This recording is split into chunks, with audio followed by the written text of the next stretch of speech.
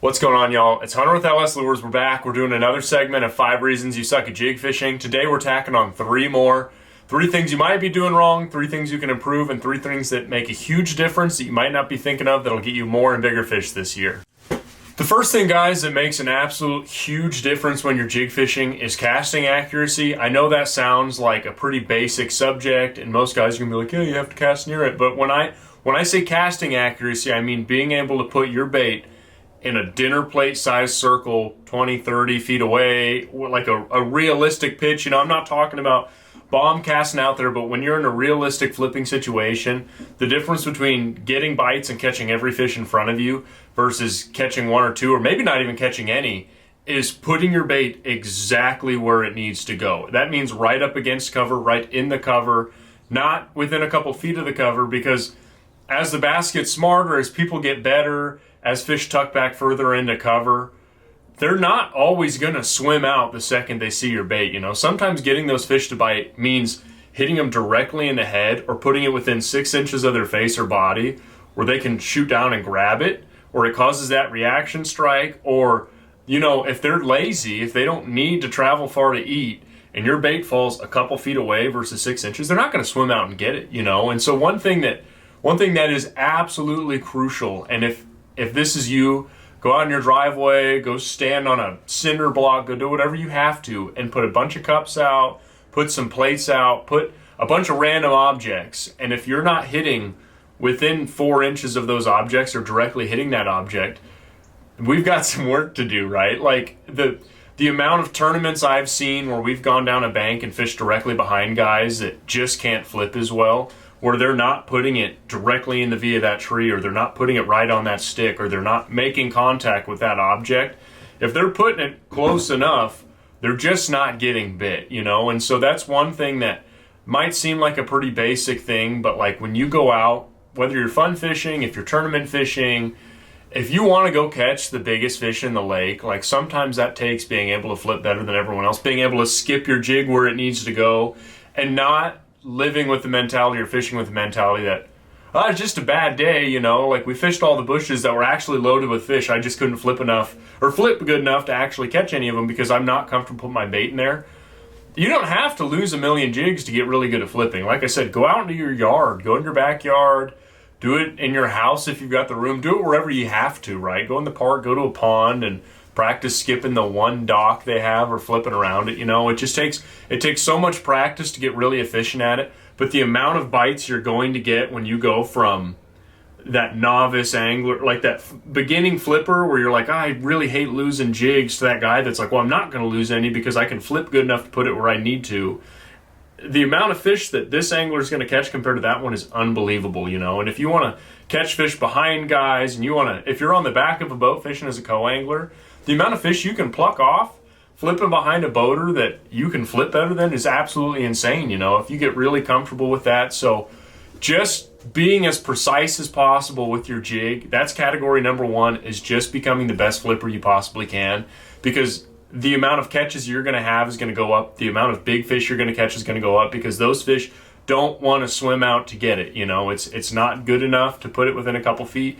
You need to be able to put it within a couple of inches of where you want to cast, because oftentimes that's the way to get more bites, to get bigger bites, and to turn what would have been an okay day because you tricked a couple to swim out and get it to an absolutely insane day because you put that fish, or you put that jig on every single fish's head that you flip to.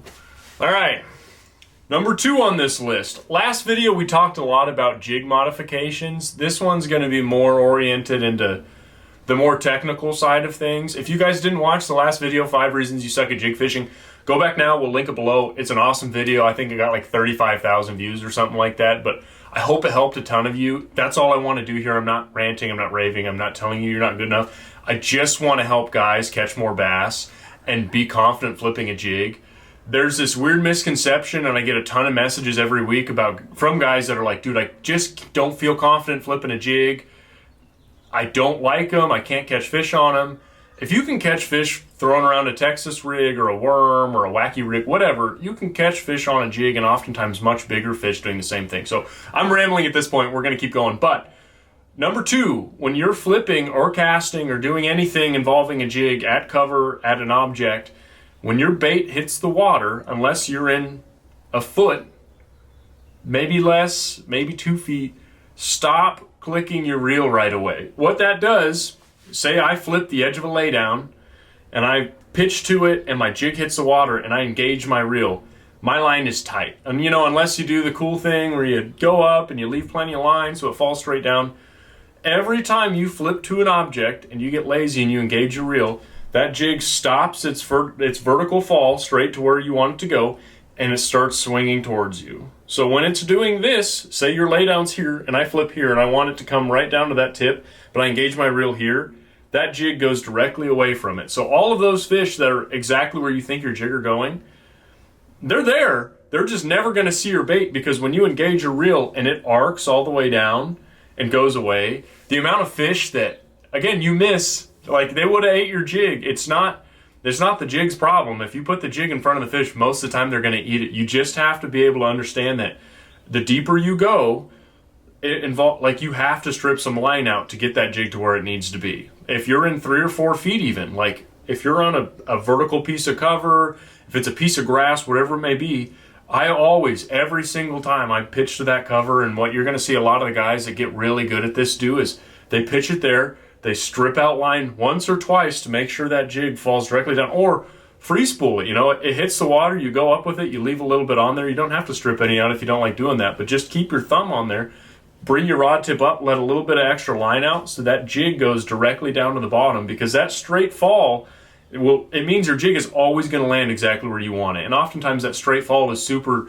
super dangerous because it lands directly on those fish instead of looking like it's going away from them. Because more often than not, unless you're on super unpressured fish or they're super mean or angry or hungry, whatever it may be, right? There's a front coming through and they're all fired up. Like most of the time, especially when things get tough, that jig needs to fall directly to them, because if it starts to go away, they're just not going to go get it, you know? So just by doing those little tiny things, flipping directly to that piece of cover, and then not engaging your reel until that jig hits down. And if you know the jig is going to hit the bottom and it's going to fall straight enough and you've got enough line out, or you're not deep enough to do that, you don't have to worry. Like, go ahead and engage it. It's just when you get to those targets that are slightly deeper, and the amount of fish I've caught behind guys and done stuff where, you know, you watch them engage their reel and I don't think that jig hit where it was supposed to. You know, you make the same flip and you catch one just because the jig landed exactly where it was supposed to, you know. So just taking that time, getting really comfortable, pitching on the cover, and then making sure your jig falls right where it's supposed to, because every time you engage that reel,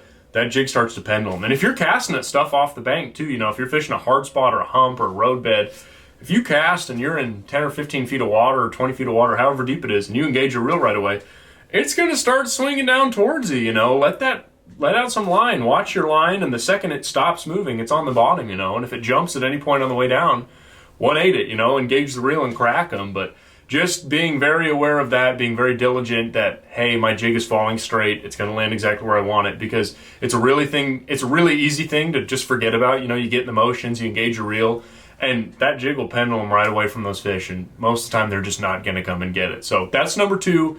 Be sure you're doing it. On to number 3. All right, number 3, guys. Like I said, we're not talking about a lot of crazy jig modifications. There's nothing too fancy in this video as far as that goes. Watch the last video if that's what you're after. But number 3 is all about boat, bank positioning, whatever it may be. If you're a bank fisherman, if you're a boat fisherman, we're going to talk about both of them here. But just putting your boat in the right spot to where you don't spook those fish, they don't see you, they don't hear you. Sometimes it doesn't matter at all. Sometimes you can be right on top of them and do your thing. If the water's dirty enough or they're not pressured, great, get right up on them there. But for the fish that are really pressured, or if you're in clear water scenarios, I know I went out yesterday and was fishing some brush piles. The water clarity in this lake, it's only 10 to 15 feet deep. The brush piles come up quite a way, but the water clarity is like 7 or 8 feet, you know. So if I got my boat within 20, 25 feet of these brush piles, 30 feet, I wasn't getting bit. They would not eat. Every time I got one of those brush piles lined up on scope, if I got anywhere closer than 25 feet, they were not going to eat. They could see the boat, they weren't doing it, right? So backing off of stuff like that when the water's really clear, you don't have to be right up on those clear water docks. You know, get really good. It's a casting thing, but if you can back off to where they can't see the boat as well and you're not right up in their face and that water's clean and you can get your jig where it needs to go, you're going to catch more fish, right? If they don't know you're there, and I know that sometimes you can be right on them and you're going to see them eat it, and that's great. But for those fish that have been hooked in the face 17 times so far this summer living under the same dock, like, if you can back off and make that right cast from a distance, you're going to get a lot more fish because they just don't see it. They don't have to worry about it. If you've got fluorocarbon line on, they don't see anything. There's no reason for them to be spooked or already on edge, because as far as they're concerned, it's just another bluegill or crawdad skirting away. They're going to go grab it instead of, I see a giant yellow boat or whatever color boat it is, John boat, whatever it may be, sitting 10 feet in front of me with a trolling motor down that's buzzing, and all of a sudden this thing hits me in the head. Like, I don't know, something ain't right, man. Like, these fish are getting smarter. It's getting tougher to catch them. There's more pressure every year, and anglers are becoming better and better every single day because of YouTube and the internet and being able to go out. And it's that learning curve has changed now, right? Like, it used to take years on the water to pick up all these things and talking to your buddies, and now you can go online and you can figure out every best jig color and every best bait and the best setups to skip and do this and that, and it's getting much harder. So it's these little things like boat positioning that can make that a huge difference. It's the same thing if you're in shallow water and it's a little bit dirtier, turning your trolling motor down, just lowering that so it's not quite as loud, you're not kicking up, you're not stirring things. And if you don't have to use the trolling motor as much, don't do it. You can lightly tap it, move forward a little bit, let the boat sit. Like, just that quietness, not stomping around on the boat, not making a ton of noise, because whether you like it or not, those fish can hear it. If you've seen it, we've all seen it. When you walk down the bank and those fish are all real shallow, or all the bluegill are shallow, and you're walking and you're 20 or 30 feet away and you see them all skirt off, they can feel us. They can see out of the water. They are much smarter than we give them credit for. And whether it's brains or if it's just instinct, whatever you want to call it, like, they are very aware of our presence sometimes. So the least impact you can have on them and the quieter you can be when you're going through some of these areas, the better. Like, sometimes it doesn't matter. I'm not saying it always does. I'm just saying when it gets tough and if you want to get more bites, being sneaky is always a good idea. That's for the boaters. As far as the bank fishermen go, if you're walking down the bank and you're walking up to a laydown or something, a bush or a section of grass in the water, I like to start a little ways away. Start with the first corner of it that's closest to you. Make a couple casts, make a cast up there if you can, but just working that from a distance, because again, the closer you get to it, the higher the odds are that they're going to see you, they're going to feel you, you're going to spook one away that you're never even going to know is there, right? But the second you stomp up and start making casts right in front of you, like, you're going to spook some of those fish. So by being more quiet on the bank, by sliding up on them, by staying a little bit further away from that cover, whether you're in a boat or you're on the bank or a kayak, whatever it may be, like, the quieter you can be, the longer cast you can make comfortably without making a huge splash, like, just doing those things to be as quiet and as natural as possible is going to result in you getting a lot more bites. So for the guys that are out there that can't catch fish on a jig, like, we're doing our best right now. Our slogan is "We craft confidence." Everything here is made in America. They're all handcrafted jigs. They're super high quality. And if you want to get way better this year, put a legitimate good jig in your hand. We put all BKK hooks in ours, and go out there and watch some of these videos and just think about those little things, right? Because at the end of the day, like, there's always a jig bite. There's always a great way to catch jigs, whether you're in a big lake, a really tiny pond. Like, bass eat jigs. They just do. You can mimic everything with them. Shad, bluegill, crawdads. They do it all. A lot of times it just comes down to the technical side of things, where it's not like a chatterbait or a spinnerbait or a big glide bait, where sometimes those can draw fish from a ways away. Most of the time when you're catching those jig fish, it has to be within a foot of their face, sometimes even closer. Sometimes you have to hit them right on the head for them to eat it, So sometimes they've got good draw. Jeez. Oh, sometimes they've got a lot of draw power if you're in clear water and you're throwing a big kicking trailer, but more often than not, you got to put that jig right on their face so that they can just turn their head, suck it in, and you can jack them. But that's the 3 tips this week, guys. Hopefully this helps. We'll see you in the next video. Make sure you like and subscribe. Let us know what you want to see in the future, all right? It's spring here. The bite's been insane. We're going to be doing a bunch of on-the-water videos now, and I'm rambling. So thank you all so much, and we'll see you in the next video.